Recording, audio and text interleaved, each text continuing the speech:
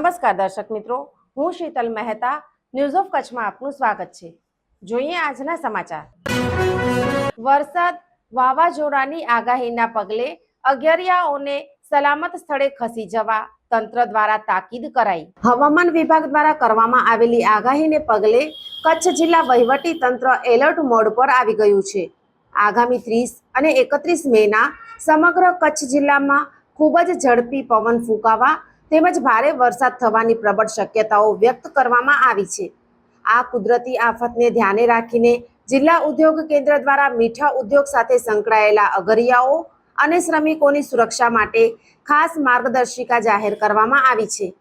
મીઠાના કારખાનાઓમાં કામ કરતા તમામ અગરિયાઓ અને કામદારોના જાનમાલને નુકસાન ન થાય તે માટે સ્થાનિક તંત્રની સૂચના મુજબ તેઓને તાત્કાલિક સલામત સ્થળે ખસેડવામાં આવે। આ સાથે જ જ્યાં સુધી હવામાન વિભાગની આગાહી પૂરી ન થાય ત્યાં સુધી અગરિયાઓને સોલ્ટ વર્ક્સમાં ન જવા માટે પણ કડક સૂચના આપવામાં આવી છે।